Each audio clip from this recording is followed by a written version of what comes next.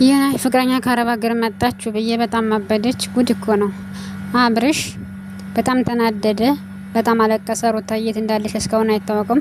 ሰላም ጤና ይስጥልኝ ውድ የተከበራችሁ የሰለዩት ሚዲያ ተከታዮች እንኳን ወደ ቻናል መጣችሁ። ቻናል አዲስ ነውና ሰብስክራይብ፣ ላይክ፣ ሼር በማድረግ ቤተሰብ ይሁኑ እያልኩኝ እንግዲህ እነዚህ ትኩስ መረጃዎችን አቀርብላችኋለሁ። እሱ ምንድነው እንግዲህ ዛሬ የናሂ ፍቅረኛ መጣለች። ጉድ እኮ ነው እንዴ!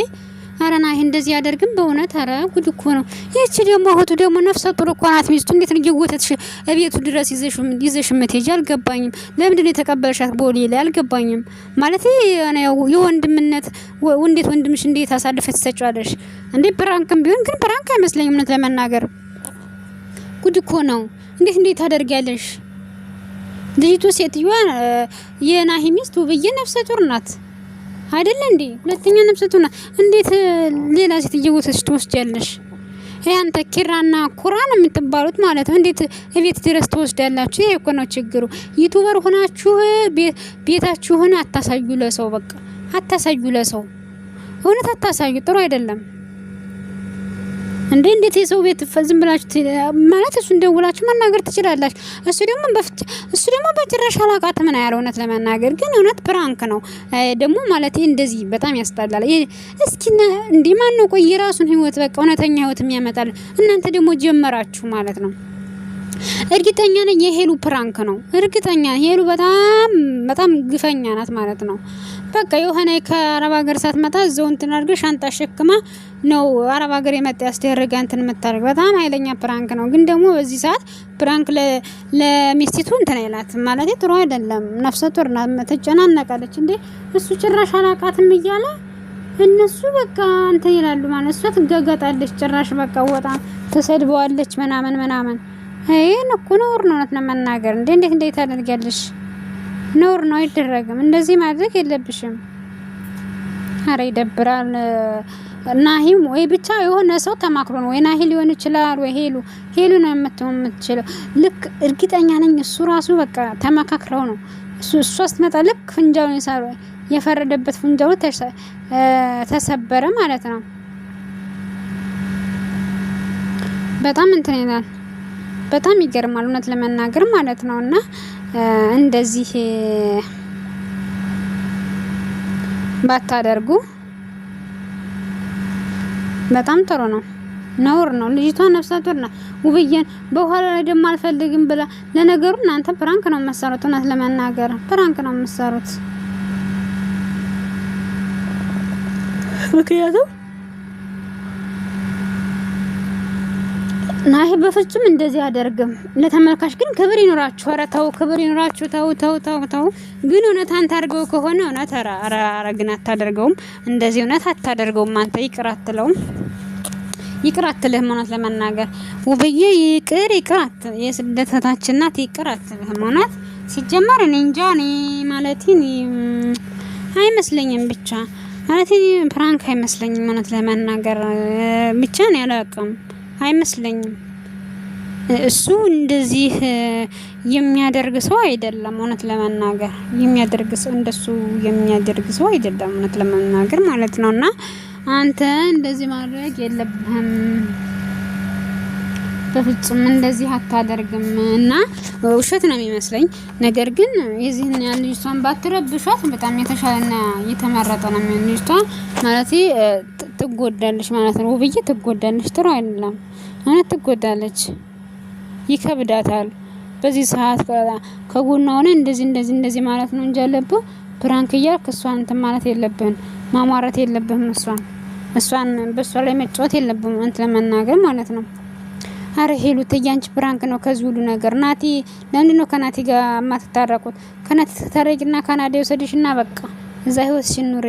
በጣም ግን እውነት ነው እንዴ ሽማግሌ ተልኳል ማለት ነው። ሄሉ ግን እውነት ነው። አቤት ሴት ልጅ ግን አሁን ነገር የምወድሽና በደንብ የሚያኖርሽ ነው ማግባት የለብሽ አንቺ። ግን እኔ እንጃ አይመስለኝም። ጓደኞቹ ግን በጣም ጥሩ ናቸው ማለት ነው። የናቲ ጓደኞች በጣም ጥሩ ናቸው ለማናገር። ግን ሽማግሌ ተላካ አይመስለኝም። ግን ደግሞ አንተ ይቅርታ ብታደርግላት አብራችሁ ብትኖሩ እንዴ በጣም ደስ ይላል። ያው ሁሉ ነገር ፌል ሁሉ ነገር ተበላሽበት። ገባችሁ? እና ሄሉ እንደዚህ ፕራንክ አታድርጊ። ፕራንክ ነው። ኮመንታተሮች አታልቅሱ።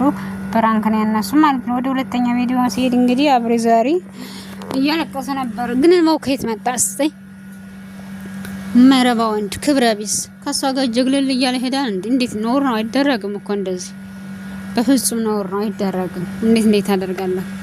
እንዴት እሷን ትጎዳታለህ? እንዴት ሩታን ትጎዳታለህ እንዴ? እሷ አይሆንም አትሄድ። ከፈለገ እዚህ በረንዳ ትደርኛ ምን አገባን አለች አይደል? እሱ ደግሞ አንተ እቺ ነጻት የምትባል አንተ ከኔ አልሄድም ብላ ቆጭ ጉድ እኮ ነው። ከዛ ምን ተፈጠረ? ከሷ ተደብቃ ሄድክ። ከዛ እሷም ጥላ ሄደች። ሩታዬ እንዳትወጪ ሜዲያ ላይ ማለት ነው። እሱ ደም እንባ ያልቅስ፣ በደንብ ያልቅስ። ከዛ በኋላ ትወጫለሽ።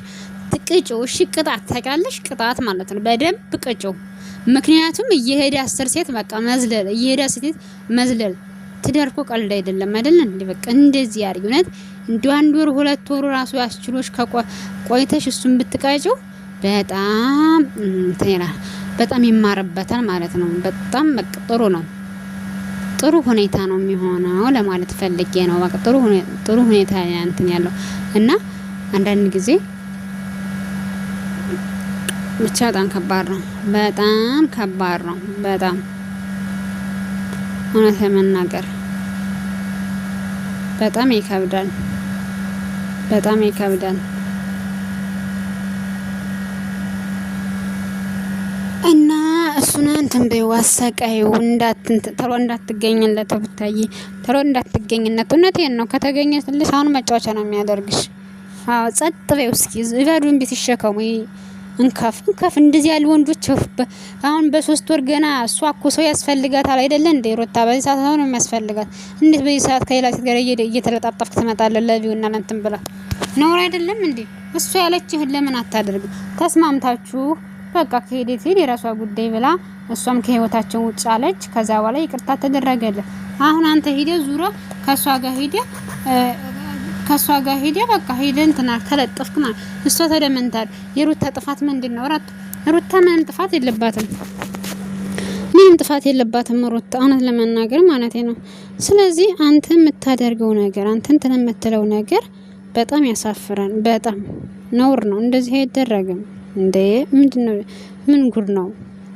ኧረ ተው ግን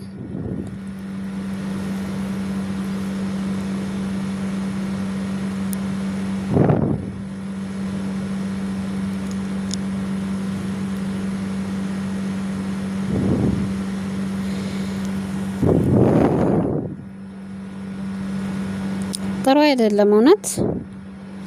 እና ግን እስከምትወልጅ እንዳትቆይሩት ታየ ማለት ነው። እና የተሎ ብቅ በይ ቅጩና ወደ ቤት ተመለሽ ማለት ነው። ቢያንስ 1 ወር ምናምን ቅጩና ተመለሽ። ስልኩን ዝግት ታርግበት። ከዛ በኋላ እንጣጥ ፍርጥ ይበል ማለት ነው።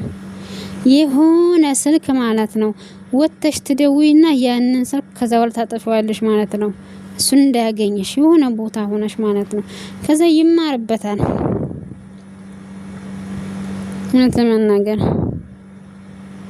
እንደዚህ ያሉ ወንዶች በሽታ። በዚህ ሰዓት ሰው ያስፈልጋታል እኮ። እንዴት ብቻዋን ብቻዋን ትተዋታለህ አንተ? ከሷ ጋር ተሽግል ከዚያች ነፂ ከምትባለው ጋራ አሸሸግዴ እያልክ ማለት ነው። እንዴት ታደርጋለህ? ይሄ በፍጹም ነውር ነው። በፍጹም አይደረግም። አጥፍተሃል። ጥሩ አላደረክም። አጥፍተሃል። ነገ ይጸጽትሃል ማለት የሚጸጽትን ነገር አደረክ ማለት ነው። አሁንም እየጸጸተ ነው። ፎቶዋን እያየ ከሆነ ናፈቅሽ ማለት ጀምረሃል ማለት ነው። እና ተው ፕራንክ እንደዚህ አትስሩ። ተራ ሚዲያውን እኮ የምታጀረ ዩቲዩበሮች በተቆጣጠራችሁት እኮ። ወይኔ እኛም እንደም አንዱን ሰርተን አንዱን ሰራ አንዱ ትፖስታላችሁ፣ አንዱን ስንሰራ አንዱን እኛም እኮ ግራ ገባን እኮ። የቱን ሰርተን የቱን እንተው ጎበዝ። ለማንኛውም ለትንሽ ዩቲዩበሮች እንጀራ ስለሆናችሁ እናመሰግናለን ማለት ነው። እንደኛ ሳይሆን በቃ ብልጡ ነው በደንብ ለሰሩ የተከፈላቸው ነው። እና እንግዲህ ኑተሮ በቃ እናንተም ትሰሩኛ ምን ሰራለን እንግዲህ ሲያተተላችሁኝ አመሰግናለሁ። ቤተሰብ ቻናሌን እስኪ እንትን በሉ ማለት ሰዓት ይብልኝ አመሰግናለሁ።